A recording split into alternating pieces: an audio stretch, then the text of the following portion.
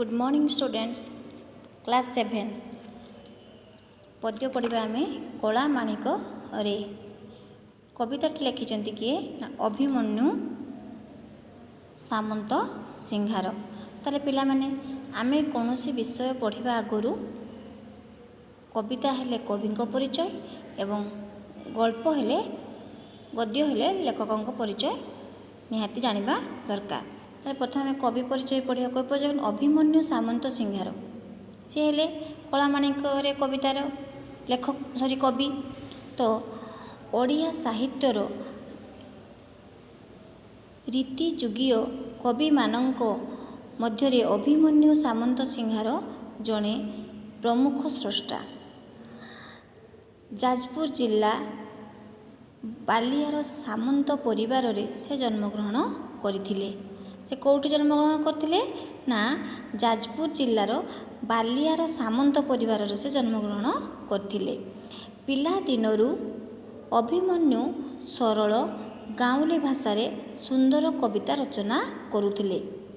पोरे से राधाकृष्णଙ୍କ लीला को आधार करी काव्य कविता मान रचना करथिले। विदग्ध चिंतामणि प्रेम कला रसवती सुलक्षणा बाघ गीत चढ़ई गीत बोले हुटी इत्यादि तांकर केतोटी लोकप्रिय सृष्टि।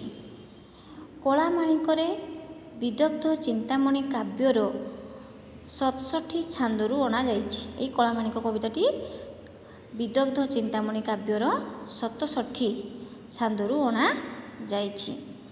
एथिरे कृष्ण संध्या समय रे गाई गठ धरी फेरिबारे विलंब हेबारु माता यशोदांक मनरे व्यस्तता देखा देइछि।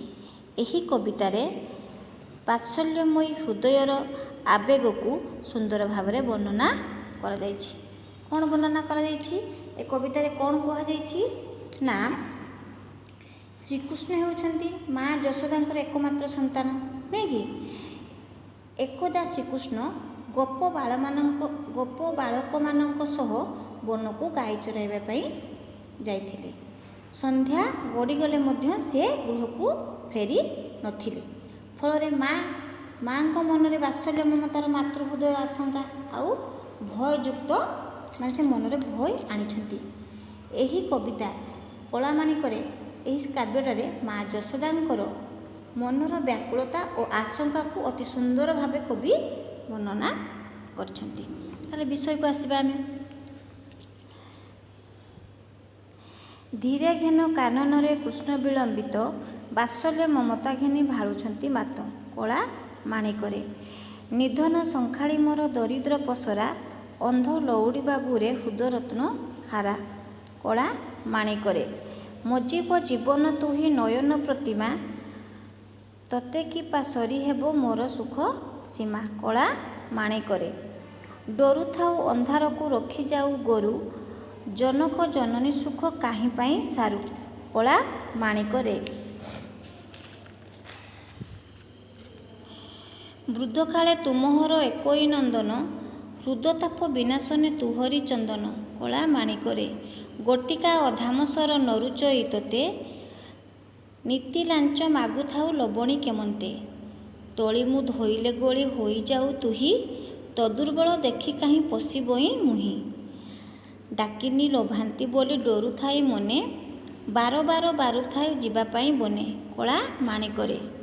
निशाचर मातिबार शुभुची श्रुति की मुडंकुणी छाड़ीदेली बन को कहीं कला माणिकरे। झाड़ बहु थिबो अंगुर लागी झांझी खरा श्रम पाई तरु तले बसिथिबु परा कला माणिकरे। नेलु नाही काहीं पाई तकठाऊ छता बने कंटा लागी होए मृदुपाद चिंता कला माणिकरे। कान डेरी थाई एका तो बेणु गीत को आज किंपा शुभु नाही भाबुछि मन को कला माणिकरे। तारे यार किछि कठिन शब्द अछि।